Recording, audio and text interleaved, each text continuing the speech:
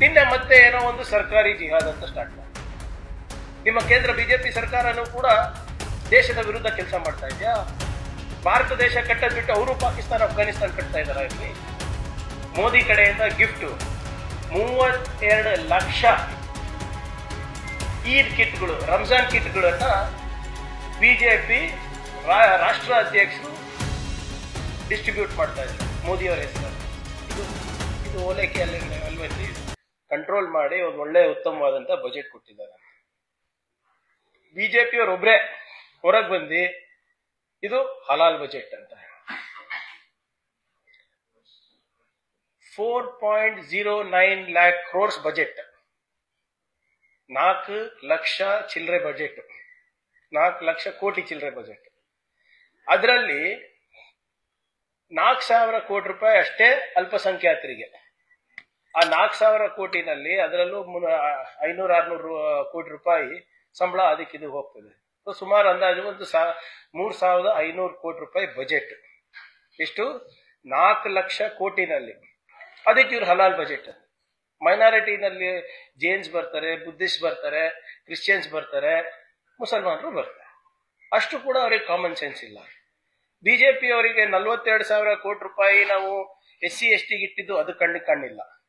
26,000 ಕೋಟಿ ರೂಪಾಯಿ ಗ್ರಾಮೀಣ ಅಭಿವೃದ್ಧಿ ಮತ್ತೆ ಪಂಚಾಯತ್ ರಾಜ್ ಇಲಾಖೆಗೆ ಕೊಟ್ಟಿರೋದವ್ರು ಗಮನಿಸಿಲ್ಲ. 51,000 ಕೋಟಿ ರೂಪಾಯಿ ನಾವು ಗ್ಯಾರಂಟಿಗೆ ಇಟ್ಟಿರೋದಕ್ಕೆ ಕಾಣಿಸಿಲ್ಲ. 16,000 ಕೋಟಿ ರೂಪಾಯಿ 33-34 ಲಕ್ಷ ಇರಿಗೇಷನ್ ಪಂಪ್ ಸೆಟ್ಸಿಗೆ ಸಬ್ಸಿಡಿ ಇಟ್ಟಿರೋದು ನೋಡಿಲ್ಲ. ಬೆಂಗಳೂರಿಗೆ 7,000 ಕೋಟಿ ರೂಪಾಯಿ ಕೊಟ್ಟಿದ್ ನೋಡಿಲ್ಲ. 2,500 ಕೋಟಿ ರೂಪಾಯಿ 500 ಕರ್ನಾಟಕ ಪಬ್ಲಿಕ್ ಶಾಲೆಗಳಿಗೆ ಕೊಟ್ಟಿರೋದವ್ರು ನೋಡಿಲ್ಲ. ನೋಡಿರೋದು ಬರೇ ಇದು 3,500 ಕೋಟಿ ರೂಪಾಯಿ ನೋಡ್ಬಿಟ್ಟು ಹಲಾಲ್ ಬಜೆಟ್ ಅಂತ ಇಡೀ ಕರ್ನಾಟಕ ರಾಜ್ಯಕ್ಕೆ ಅವಮಾನ ಮಾಡ್ತಾರೆ. ಸೊ ಹಾಗಾದ್ರೆ ಈ ಹಲಾಲ್ ಬಜೆಟ್ ಇಡೀ ರಾಜ್ಯ ಮತ್ತೆ ರಾಷ್ಟ್ರಕ್ಕೆ ಇರ್ಬೇಕಲ್ವಾ? ಈಗ ಮಹಾರಾಷ್ಟ್ರದಲ್ಲಿ ಆದ್ರೆ ಇವ್ರ ಪ್ರಕಾರ ಏನಾದ್ರೂ ಅಲ್ಪಸಂಖ್ಯಾತರಿಗೆ ಏನಾದ್ರೂ ಸ್ವಲ್ಪ ಬಜೆಟ್ ಇಟ್ಬಿಟ್ರೆ ನಾವು ದೇಶದ್ರೋಹಿಗಳಂತೆ. ಅಂದ್ರೆ ಪಕ್ಕದ ರಾಜ್ಯದಲ್ಲಿ ಯಾರ ಸರ್ಕಾರ ಅನ್ನೋದು? ಡಬಲ್ ಇಂಜಿನ್ ಸರ್ಕಾರ ತಾನೆ. ಅಂದ್ರೆ ಅವರು ದೇಶದ್ರೋಹಿಗಳ? Maulana Azad minority financial development corporation 700 ಕೋಟಿ ರೂಪಾಯಿ ಬಜೆಟ್ ಇತ್ತು, ಈಗ 1,000 ಕೋಟಿ ರೂಪಾಯಿ ಮಾಡಿದ್ದಾರೆ ಮಹಾರಾಷ್ಟ್ರ ಗವರ್ಮೆಂಟ್. ಅಂದ್ರೆ ಇವ್ರ ಲೆಕ್ಕದ ಪ್ರಕಾರ, ಇವ್ರ ಲಾಜಿಕ್ ಪ್ರಕಾರ ಅವರು ಇದೆ ಅಲ್ವಾ ಸರ್? ಮತ್ತೆ ಆಂಟಿ ನ್ಯಾಷನಲ್ಸ್ ಅಲ್ವಾ? ಮತ್ತೆ ಮಾದರಸನಲ್ಲಿ ಯಾರು ಹೇಳ್ಕೊಡ್ತಾರೆ, ಪಾಠ ಮಾಡ್ತಾರೆ, ಅವರಿಗೆ ಸ್ಯಾಲರಿಯನ್ನ 3 ಪಟ್ಟು ಮಾಡಿದ್ದಾರೆ. ಒಂದಲ್ಲ, ಎರಡಲ್ಲ, 3 ಪಟ್ಟು ಮಾಡಿದ್ದಾರೆ. ಅಂದ್ರೆ ಇವ್ರು ಎಷ್ಟು ದೊಡ್ಡ ಆಂಟಿ ನ್ಯಾಷನಲ್ಸ್ ಇರಬೇಕು? ಇವ್ರ ಪ್ರಕಾರನೇ ಅಲ್ಪಸಂಖ್ಯಾತರಿಗೆ ದುಡ್ಡು ಕೊಟ್ರೆ ನಾವೆಲ್ಲ ದೇಶದ್ರೋಹಿ ಆಗ್ತಾ ಇದ್ರೆ, ನಾವು ಪಾಕಿಸ್ತಾನನ್ನ ಕಟ್ತಾ ಇದ್ರೆ, ಅಂದ್ರೆ ಮೋದಿ ಅವರು ಅದೇ ಮಾಡ್ತಾ ಇರೋದಲ್ಲ. ಮಿನಿಸ್ಟ್ರಿ ಆಫ್ ಮೈನಾರಿಟಿ ಅಫೇರ್ಸ್ ಏನಕ್ಕೆ ಇರಬೇಕು ಯೂನಿಯನ್ ಗವರ್ಮೆಂಟ್ ನಲ್ಲಿ? ಅವ್ರದ್ದು ಸುಮಾರು 4,000 ಕೋಟಿ ರೂಪಾಯಿ ಬಜೆಟ್ ಇದೆ. ಅಂದ್ರೆ ಮೋದಿ ಅವರು ದೇಶದ್ರೋಹಿನ? ನಿಮ್ಮ ಕೇಂದ್ರ ಬಿಜೆಪಿ ಸರ್ಕಾರನೂ ಕೂಡ ದೇಶದ ವಿರುದ್ಧ ಕೆಲಸ ಮಾಡ್ತಾ ಇದೆಯಾ? ಭಾರತ ದೇಶ ಕಟ್ಟದ್ ಬಿಟ್ಟು ಅವರು ಪಾಕಿಸ್ತಾನ ಅಫ್ಘಾನಿಸ್ತಾನ ಕಟ್ತಾ ಇದಾರ. ಇಲ್ಲಿ ನಿಮ್ ಲಾಜಿಕ್ ಪ್ರಕಾರನೇ ನಿನ್ನೆ ಮತ್ತೆ ಏನೋ ಒಂದು ಸರ್ಕಾರಿ ಜಿಹಾದ್ ಅಂತ ಸ್ಟಾರ್ಟ್ ಮಾಡಿದ್ದಾರೆ. ಏನು ಕ್ಯಾಟಗರಿ 2Bಗೆ ನಾವು ಕಾಂಟ್ರಾಕ್ಟ್ ಮೀಸಲಾತಿಯನ್ನ ನಾವು ವಿಸ್ತರಣೆ ಮಾಡಿರೋದು. ಈಗಾಗಲೇ SC STಗೆ ಈಗಾಗಲೇ 17.15%, STಗೆ 6.95% ರಿಸರ್ವೇಶನ್ ಇದೆ. ಕ್ಯಾಟಗರಿ 1 ಯಾರ್ಯಾರು 95 ಕಮ್ಯುನಿಟಿ ಬರುತ್ತೆ, ಕುರ್ಮಿ, ಬೆಸ್ತ, ವಡ್ಡರ್, ತಳ್ವಾರ, ಉಪ್ಪಾರ, ಗೊಳ್ಳ, ಯಾದವ, ಹೀಗೆ 95 ಕಮ್ಯುನಿಟೀಸ್ ಬರುತ್ತೆ. ಕ್ಯಾಟಗರಿ 1 ಅಲ್ಲಿ ಮೀಸಲಾತಿ ಇದೆ. ಕ್ಯಾಟಗರಿ 2A ಏನ್ 15% ರಿಸರ್ವೇಶನ್ ಕೊಡ್ತೀವಿ, 102 OBC ಗ್ರೂಪ್ಸ್ ಇದೆ. ಇದರಲ್ಲಿ ಕುರುಬರು ಇರ್ಬೋದು, ಈಡಿಗರು ಇರ್ಬೋದು, ಬಿಲ್ಲವ ಇರ್ಬೋದು, ನಿಮ್ಮ ಕುಂಬಾರ ಇರ್ಬೋದು, ಸವಿತಾ ಸಮಾಜದವರು ಇರ್ಬೋದು, ಮಡಿವಾಳರು ಇರ್ಬೋದು, ವಿಶ್ವಕರ್ಮ ಇರ್ಬೋದು. ಕ್ಯಾಟಗರಿ 2A ನಲ್ಲಿ ಮೀಸಲಾತಿ ಆಗ್ಲೇ ಇದೆ. ಈಗ ಕ್ಯಾಟಗರಿ 2Bಗೆ ನಾವು ವಿಸ್ತರಣೆ ಮಾಡಿದ್ದೀವಿ. ತಪ್ಪೇನಿದೆ? ಅವ್ರಿಗೇನಾದ್ರೂ ಸ್ವಲ್ಪ ಕಾಮನ್ ಸೆನ್ಸ್ ಅನ್ನೋದಿದೆಯಾ ಬಿಜೆಪಿ ಅವರಿಗೆ?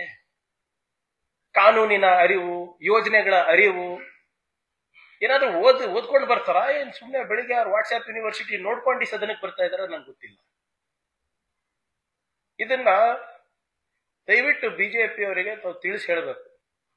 ಬಿಜೆಪಿ ಅವರಿಗೆ ನಿಮ್ಗೆ ಗೊತ್ತಿದ್ರೋ ಇಲ್ಲೋ, ಜಮಾಲ್ ಸಿದ್ಕಿ ಅನ್ನೋರು ಯಾರು ಗೊತ್ತಾ ಸರ್ ತಮ್ಗೆ ಗೊತ್ತಾ ಮೇಡಮ್? ಜಮಾಲ್ ಸಿದ್ಕಿ ಅನ್ನೋರು ನ್ಯಾಷನಲ್ ಮೈನಾರಿಟಿ ಮೋರ್ಚಾ ಅಧ್ಯಕ್ಷರು ಬಿಜೆಪಿದು. ಯಾರು? ನ್ಯಾಷನಲ್ ಮೈನಾರಿಟಿ ಮೋರ್ಚಾ ಅಧ್ಯಕ್ಷರು. ನೀವು ಮುಸಲ್ಮಾನರಿಗೆ ಓಲೈಕೆ ಮಾಡ್ತಾ ಇಲ್ಲ ಅಂತ ಹೇಳ್ಬಿಟ್ರೆ ನೀವ್ ಯಾಕೆ ಮೋರ್ಚಾ ತೆಗ್ದಿದ್ದೀರಾ? ಅವ್ರ ಅಧ್ಯಕ್ಷ ನಿನ್ನೆ ಒಂದು ಸ್ಟೇಟ್ಮೆಂಟ್ ಮಾಡ್ತಾರೆ.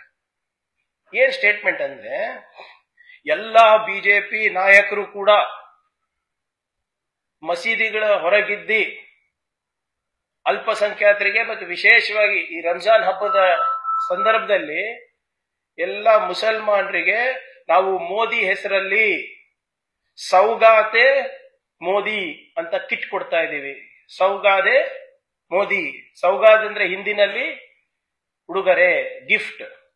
ಮೋದಿ ಕಡೆಯಿಂದ ಗಿಫ್ಟ್ 32 ಲಕ್ಷ ಈದ್ ಕಿಟ್ಗಳು, ರಂಜಾನ್ ಕಿಟ್ಗಳನ್ನ ಬಿಜೆಪಿ ರಾಷ್ಟ್ರ ಅಧ್ಯಕ್ಷರು ಡಿಸ್ಟ್ರಿಬ್ಯೂಟ್ ಮಾಡ್ತಾ ಇದ್ದಾರೆ ಮೋದಿಯವರ ಹೆಸರಲ್ಲಿ. ಇದು ಓಲೈಕೆ ಅಲ್ವೇನ್ರಿ? ಇದು ಪಾಪ ಅನ್ಸುತ್ತೆ. ಈಗ ಮತ್ತೆ ಬಿಜೆಪಿ ರಾಜ್ಯಾಧ್ಯಕ್ಷರು ಯತ್ನಾಳ್ ಅವರು, ರೇಣುಕಾಚಾರ್ಯ ಅವರು, ವಿಜೇಂದ್ರ ಅವರು, ಅಶೋಕ್ ಅವರು ಟೋಪಿ ಹಾಕೊಂಡು ಮಸೀದಿ ಮುಂದೆ ಲೈನ್ ನಲ್ಲಿ ನಿಂತ್ಕೋಬೇಕಾಗ್ತದೆ ಸರ್. ಇವರು ಪಾಪ ಮೋದಿ ಅವರ ಹೆಸರಲ್ಲಿ ಉಡುಗೊರೆ ಕೊಡ್ಲಿಕ್ಕೆ. ಇದೆಂತ ನಿಮ್ದು ಎರಡೆರಡು ನಾಲ್ಗೆ, ಎರಡೆರಡು ನೀತಿ, ಎರಡೆರಡು ತತ್ವ. ಈಗ ಬೇರೆ ರಾಜ್ಯಗಳಲ್ಲಿ ಇವರು ನಿಮ್ಮ ಬಿಜೆಪಿಯವರು ನಾವು ಕರ್ನಾಟಕ ಪಾಕಿಸ್ತಾನ್ ಮಾಡಕ್ ಹೊರಟಿದೀವಿ, ಅಫ್ಘಾನಿಸ್ತಾನ್ ಮಾಡಕ್ ಹೊರಟಿದೀವಿ ಅಂತ ಹೇಳ್ತಾರಲ್ಲ ಬಿಜೆಪಿಯವರೇ. ಗುಜರಾತ್ ನಲ್ಲಿ 30 ಮುಸ್ಲಿಂ ಕಮ್ಯುನಿಟಿ OBC ಕ್ಯಾಟಗರಿಗೆ ಹಾಕ್ಬಿಟ್ಟು 27 ರಿಸರ್ವೇಶನ್ ಸ್ಟೇಟ್ ಸರ್ವಿಸ್ ಅಲ್ಲಿ ಕೊಡ್ತಾ ಇರೋದು ನಿಮ್ ಸರ್ಕಾರ. ಎಷ್ಟು? 27% in state services because they are categorised in OBC. 30 Muslim communities.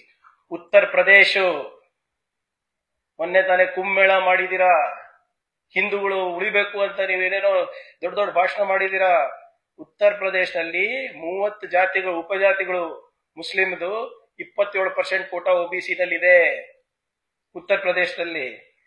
ಮಹಾರಾಷ್ಟ್ರನಲ್ಲಿ 22 OBC cost ಅಲ್ಲಿ 40% ಮುಸ್ಲಿಂ ಕಮ್ಯುನಿಟಿ ಇದೆ ಅದರಲ್ಲಿ. ಬಿಹಾರ್ನಲ್ಲಿದೆ. ಮಧ್ಯಪ್ರದೇಶನಲ್ಲಿ 38 ಕಾಸ್ಟ್ ಏನು ಉಪಜಾತಿಗಳು ಮುಸ್ಲಿಂನದು OBC ಕ್ಯಾಟಗರಿನಲ್ಲಿದೆ. ಯಾವಾಗ ಹಾಕಿದ್ದು? 2021ರಲ್ಲಿ ನಿಮ್ ಸರ್ಕಾರ, ಬಿಜೆಪಿ ಸರ್ಕಾರ ಇದ್ದಾಗ. ಇದು ಏನಂತೀರಾ? ಇದು ಮುಸ್ಲಿಂ ಓಲೈಕೆ ಅಲ್ವಾ ಇದು? ನೋಡಿ ಇಲ್ಲಿ, Uttar Pradesh accelerates Muslim outreach through health and education related projects. ಏನಪ್ಪಾ ಇದು? ಬುಲ್ಡೋಜರ್ ಬಾಬಾ ರಾಜ್ಯದಲ್ಲಿ ಏನಾಗ್ತಾ ಇದೆ? ಏನಂತ ಹೇಳ್ತಾರೆ ನೋಡಿ. The upliftment of Muslim community is happening continuously under BJP government. The community, which comprises nearly 18% of state population, is getting more than 30% share in welfare schemes of central and state governments. Out of more than 13 crore beneficiaries of central and state government schemes in Uttar Pradesh, roughly 4 crores are from Muslim community. Idu our dakile. Uttar Pradesh BJP president Kuwar Basit Ali, state BJP's minority morcha wing adhyaksha ಹೇಳ್ತಾ ಇರೋದು.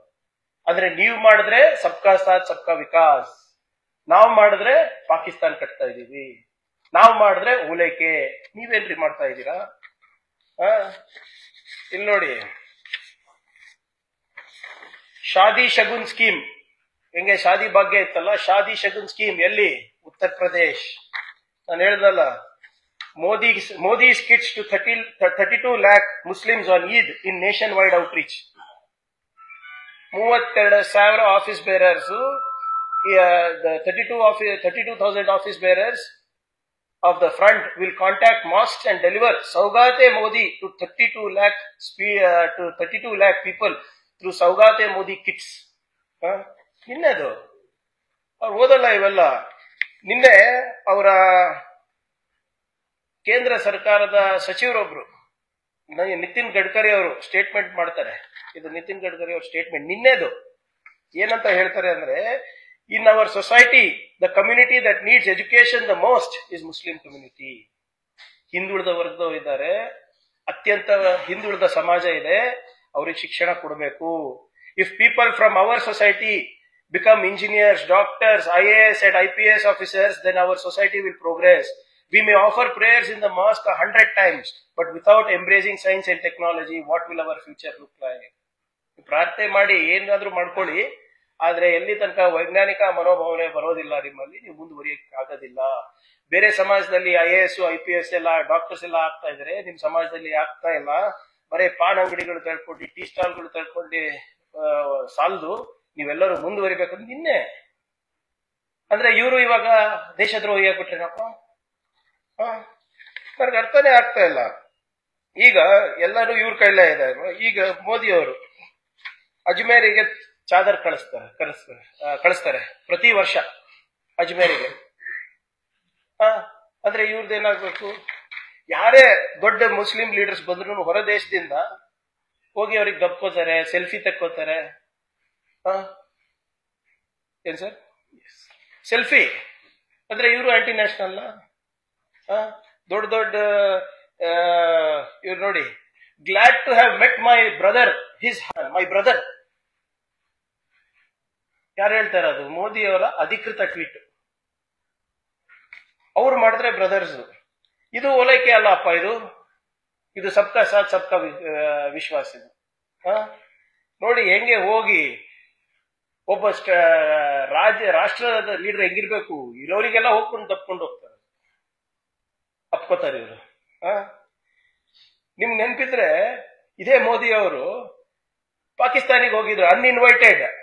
ನಮ್ಮ ರಾಷ್ಟ್ರದ ಇತಿಹಾಸದಲ್ಲಿ ಯಾವ ಪ್ರಧಾನ ಮಂತ್ರಿನೂ ಕೂಡ ಪಾಕಿಸ್ತಾನಿಗೆ without invitation ಹೋಗಿಲ್ಲ. ನವಾಜ್ ಶರೀಫ್ ಅವರು ಹುಟ್ಟಿದಬ್ಬಕ್ಕೆ ಹೋಗಿದ್ರು, ನೆನಪಿದ್ಯಾ ತಮ್ಗೆಲ್ಲರಿಗೂ? ಹೋಗಿ ವೆಜಿಟೇಬಲ್ ಬಿರಿಯಾನಿ ತಿಂದು ಬಂದ್ರಂತಲ್ಲ.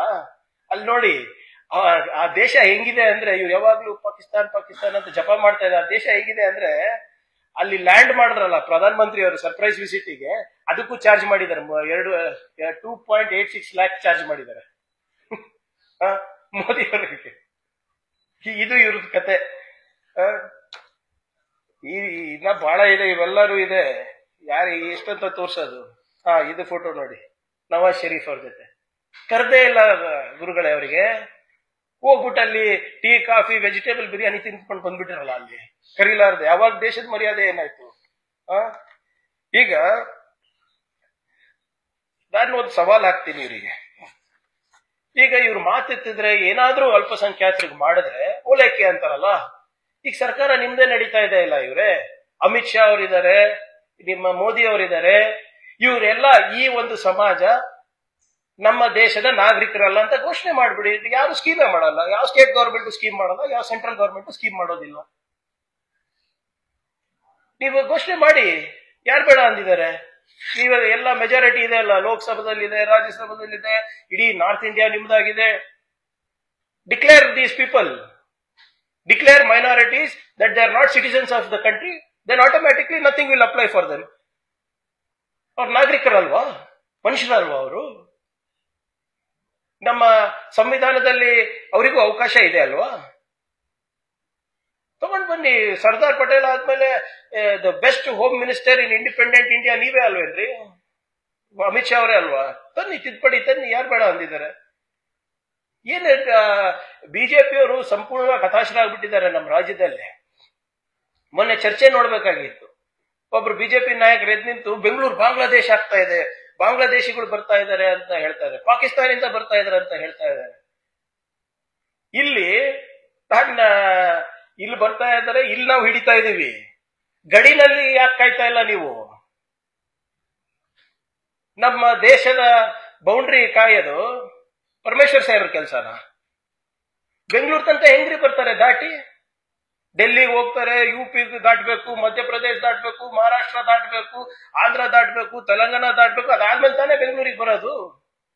ಅಥವಾ ಇಲ್ಲಿ ಈ ಕಡೆ ಏನು ಅರಬ್ಬಿ ಸಮುದ್ರ ದಾಟಬೇಕಾಗ್ತದೆ. ಇಲ್ಲಿ ಅರಬ್ಬಿ ಸಮುದ್ರ ಆದ್ರೆ ಡೈರೆಕ್ಟ್ ಆಗಿ ಬರ್ತಾರೆ. ಆದ್ರೆ ಇದನ್ನೆಲ್ಲ ಈ ಗಡಿಗಳು ಕಾಪಾಡೋ ಜವಾಬ್ದಾರಿ ಅದು ಕೇಂದ್ರ ಸರ್ಕಾರದ, ರಾಜ್ಯ ಸರ್ಕಾರದ. ದೊಡ್ಡ ದೊಡ್ಡ ಮಾತುಗಳು, ಬೆಂಗಳೂರು ಬಾಂಗ್ಲಾದೇಶ ಆಗ್ತಾ ಇದೆ ಅಂತ. ಈ ಬಾಂಗ್ಲಾದೇಶದಿಂದ ಬರ್ತಾ ಇರೋದು ಹೆಂಗೆ? ಪಾಕಿಸ್ತಾನದಿಂದ ಬರ್ತಾ ಇರೋದು ಹೆಂಗೆ? ಅಫ್ಘಾನಿಸ್ತಾನದಿಂದ ಬರ್ತಾ ಇರೋದು ಹೆಂಗೆ? ಅದು ಹೇಳಲ್ಲ ಇವರು. ಇವ್ರಿಗೆ ಯಾವಾಗ ಆತಂಕ ಆಗುತ್ತೆ. ಬಿಜೆಪಿ ಅವರು ಅಸ್ತಿತ್ವ ಯಾವಾಗ ಕಮ್ಮಿ ಆಗ್ತದೆ ಅಥವಾ ಯಾವಾಗ ನೆಲ ಕಳ್ಕೊಂತ ಇರ್ತಾರೆ ಅವಾಗ ಇವರು ಮುಸಲ್ಮಾನರು ಜಪ ಮಾಡೋದಷ್ಟೇ. ನಾವು ನಿಜವಾಗ್ಲೂ ಸಬ್ಕಾ ಸಾಥ್ ಸಬ್ಕಾ ವಿಕಾಸ್ ಅಂತ ನಾವು ಮಾಡ್ತಾ ಇರೋದು. ಇವ್ರೇನ್ ಮಾಡ್ತಾ ಇದಾರೆ? ಇವ್ರು ಇಷ್ಟೆಲ್ಲ ಹೇಳ್ತಾರಲ್ಲ, ಅವ್ರಿಗೆ ಡಿಕ್ಲೇರ್ ಮಾಡ್ಬಿಡಿ, ಇಲ್ಲಪ್ಪ ಇವ್ರನ್ನ ನಾಗರಿಕರಲ್ಲ ಅಂತ. ಆಗುತ್ತಾ ಮಾಡ್ಲಿಕ್ಕೆ? ನಿಮ್ಗೆ ಮಾಡಕ್ಕಾಗಲ್ಲ ಅಂದ್ರೆ they are citizens of India. ಆಮೇಲೆ ಯಾವುದೇ ಯೋಜನೆ, ಯಾವುದೇ ರಾಜ್ಯ ಸರ್ಕಾರ ಇರ್ಬೋದು, ಕೇಂದ್ರ ಸರ್ಕಾರ ಇರ್ಬೋದು, ಅವ್ರ ನಾಗರಿಕರಿಗೆ ಮಾಡ್ತಾ ಇದ್ದಾರೆ. ಇವೆಲ್ಲ ಈ ದತ್ತಾಂಶಗಳು ಕೊಟ್ಟನಲ್ಲ ನಿಮಗೆ, ಅವ್ರ ಸರ್ಕಾರದ್ದೇ ಅಲ್ವಾ? ಅಂದ್ರೆ ಅವರು ಆಂಟಿ ನ್ಯಾಷನಲ್ಸ್, ಅಂದ್ರೆ ಅವರು ಜಿಹಾದಿಗಳು, ಅವರು ಪಾಕಿಸ್ತಾನ ಕಟ್ತಾ ಇದಾರ.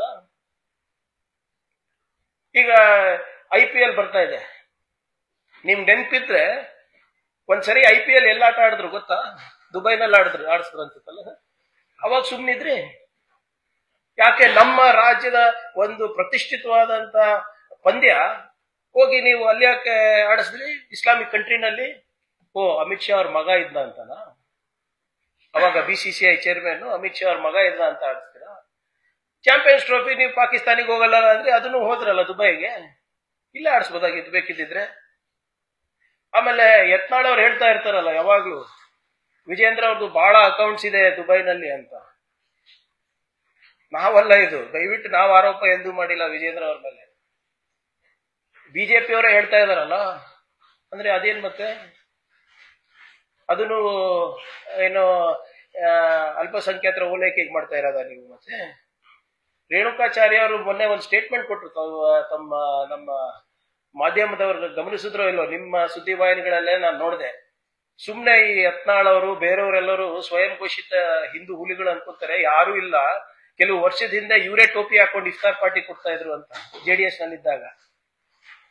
ನಾನು ಹೇಳಿಲ್ಲ, ಹೊಸ to work for the upliftment of people from poor economic background, socio economic backgrounds, irrespective of caste and community. ಇದು ಬಿಜೆಪಿಯವರು ಎಷ್ಟು ಬೇಗ ಅರ್ಥ ಮಾಡ್ಕೋತಾರೆ ಅಷ್ಟು ಒಳ್ಳೇದು. ಸಬ್ಕಾ ಸಾಥ್ ಸಬ್ಕಾ ವಿಕಾಸ್ ಬರೇ ಘೋಷಣೆ ಆಗಿರಬಾರ್ದು ನಿಮ್ದು. ಏನೇನೋ ಹೇಳ್ತಾರಲ್ಲ ಸರ್, ಸಬ್ಕಾ ಸಾಥ್ ಸಬ್ಕಾ ವಿಶ್ವಾಸ್ ಸಬ್ಕಾ ವಿಕಾಸ್, ಇಲ್ಲ ಸಬ್ಕಾ ಸಾಥ್ ಸಬ್ಕಾ ವಿಕಾಸ್ ಸಬ್ಕಾ ವಿಶ್ವಾಸ್ ಸಬ್ಕಾ ಪ್ರಯಾಸ್, ಸಬ್ಕಾ ಪ್ರಯಾಸ್. ಅದು ನಿಮ್ಮಿಂದಾನು ಆಗ್ಲಿ. ಬರೀ ಕೆಂಪುಕೋಟೆ ಮೇಲೆ ನಿಂತ್ಕೊಂಡು ಭಾಷಣ ಮಾಡೋದ್ರಿಂದ ಆಗೋದಿಲ್ಲ. ಬಜೆಟ್ ಸೆಷನ್ ನಡೀತಾ ಇದೆ, ಬಜೆಟ್ ಬಗ್ಗೆ ಏನೇನ್ ಮಾಡಬೇಕು ಏನೇನ್ ಮಾಡಬಾರ್ದು ಸ್ಪಷ್ಟವಾದಂತ ಸಂದೇಶ ಸರ್ಕಾರಕ್ಕೆ ಕಳಿಸಿ. ಟೀಕೆ ಮಾಡಿ, ನಮ್ಗೆ ಏನಾದ್ರೂ ಲೋಪಗಳಿದ್ರೆ ಎತ್ತಿ ಹಿಡೀರಿ, ಸರಿಪಡಿಸೋಣ ಅಂತೆ. ಬರದ ಬಗ್ಗೆ ಮಾತಾಡೋಣ, ರೈತರ ಬಗ್ಗೆ ಮಾತಾಡೋಣ. ನಮ್ಮಲ್ಲಿ ಏನಾದ್ರೂ ನಮ್ಮ ಯೋಜನೆಗಳಲ್ಲಿ ಏನಾದ್ರೂ ತಿದ್ದುಪಡಿ ತರಬೇಕಂದ್ರೆ ತಿದ್ದುಪಡಿ ತರೋಣ. ಸಕಾರಾತ್ಮಕವಾಗಿ ಪಾಲ್ಗೊಳ್ಳಿ, ಟೀಕೆ ಮಾಡಿ, ನಮ್ಗೆ ತೊಂದರೆ ಇಲ್ಲ.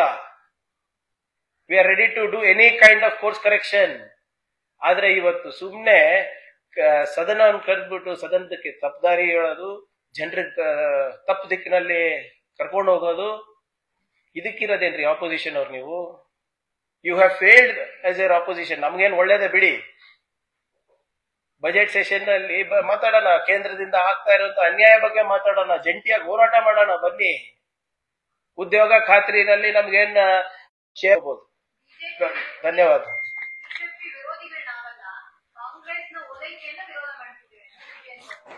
ನಾನು ಕೊಟ್ಟಿದ್ದೀನಲ್ಲ, ಅಂದ್ರೆ ಇವರೆಲ್ಲರೂ ಇಷ್ಟೆಲ್ಲ ದಾಖಲೆಗಳು ಕೊಟ್ಟಲ್ಲ, ಅಂದ್ರೆ ಇವರೆಲ್ಲ ಓಲೈಕೆ ಅಲ್ವಾ? ಇವ್ರು ಮಾಡಿದ್ರು ಇದೇನು ಓಲೈಕೆ ಅಲ್ವಾ? ಅಂದ್ರೆ ಇವ್ರ ಬಜೆಟ್ ಇಟ್ರೆ ಮಾಸ್ಟರ್ ಸ್ಟ್ರೋಕ್ಗಳು, ನಾವು ಬಜೆಟ್ ಇದ್ರೆ ಓಲೈಕೆ. ಅಲ್ಪಸಂಖ್ಯಾತರು ಇದು ಇಲ್ಲ ಅಂದ್ರೆ ಮತ್ತೆ ಯಾಕೆ ಸರ್ಕಾರಿ ಜಿಹಾದ್ ಅಂತ ಹೇಳಿದ್ರು? ಹೇಳ್ಬೇಕಲ್ಲ. ಅದೇ ರಾಜ್ಯಾಧ್ಯಕ್ಷರ ಸ್ಥಾನದಲ್ಲಿ ಇದ್ದಾರೆ ಅವ್ರು ತಾನೇ, ನನ್ ಮಾತಲ್ಲ ಅದು. ಅಂದ್ರೆ ಹೇಗೆ ಓಲೈಕೆ ಆಗ್ತಾ ಇದೆ ಹೇಳಿ? ವಿಸ್ತರಣೆ ಮಾಡಿದೀವಿ, ಎಲ್ಲಾ ಸಮಾಜಗಳಿಗೂ ಕೊಡಬೇಕು ಅಂತ. ಹೌದಪ್ಪ, ಬರೇ ಒಂದು ಸಮಾಜಕ್ಕೆ ಕೊಟ್ರೆ ಅದು ಓಲೈಕೆ ಆಗುತ್ತೆ. ಎಲ್ಲಾ ಸಮಾಜಕ್ಕೂ ಸಮಬಾಳು ಸಮಪಾಲು ಅಂತ ನಾವು ವಿಸ್ತರಣೆ ಮಾಡಿದಾಗ ಅದು ಹೇಗೆ ಓಲೈಕೆ ಆಗುತ್ತೆ? ಅರ್ಥ ಆಗಿಲ್ಲ. ಇವರು ಶಾದಿ ಶಗುನ್ ಕೊಟ್ರೆ ಮಾಸ್ಟರ್ ಸ್ಟ್ರೋಕ್, ನಾವು ಶಾದಿ ಬಗ್ಗೆ ಕೊಟ್ರೆ ಆಂಟಿ ನ್ಯಾಷನಲ್. ಏನಿದ್ ಲೆಕ್ಕ? ಇವರು ಹೋಗಿ ಏನು ಇದೆ ಯಾವ್ದು ಸೌಗಾದೆ ಮೋದಿ ಕೊಟ್ರೆ ಅದು ಓಲೈಕೆ ಅಲ್ಲ, ನಾವು ಹೋಗಿ ಕೊಟ್ರೆ ಅದು ಓಲೈಕೆ. ಎರಡು ನಾಲ್ಗೆ ಯಾಕೆ ಇವರಿಗೆ, ಎರಡು ನೀತಿ ಯಾಕೆ, ದ್ವಂದ್ವ ನೀತಿ ಯಾಕೆ ಇವರಿಗೆ ಅಂತ ಅಷ್ಟೇ ಕೇಳ್ತಾ ಇರೋದು ನಾವು. ಮಾಡ್ಲಿ, ಹೋರಾಟ ಮಾಡ್ಲಿ. ವಕ್ಫ್ ಹೋರಾಟ ಏನಾಯ್ತು? ಬರ್ಬೇಕಾಗಿತ್ತಲ್ಲ ಬೀದರಿಂದ ಚಾಮರಾಜನಗರ ತನಕ 2 ತಂಡ ಬರ್ಬೇಕಾಗಿತ್ತು, 1 ತಂಡನೂ ಹೋಗಿಲ್ಲ. ಏನಾಯ್ತು? ಮೂಡ ಹೋರಾಟ ಏನಾಯ್ತು? ಸುಮ್ನೆ ಹೀಗೆ ಇರೋ ಪ್ರಾಬ್ಲಮ್. ಬಿಜೆಪಿ ಅವರು ಎಷ್ಟು ಮಾತಾಡ್ತಾರಲ್ಲ ಅಷ್ಟು ಅವರ ನಾಯಕತ್ವದ ಸಾಮರ್ಥ್ಯವನ್ನ ತೋರಿಸ್ತಾ ಇದ್ದಾರೆ. ಒಳ್ಳೇದೇ ನಮ್ಗೆ.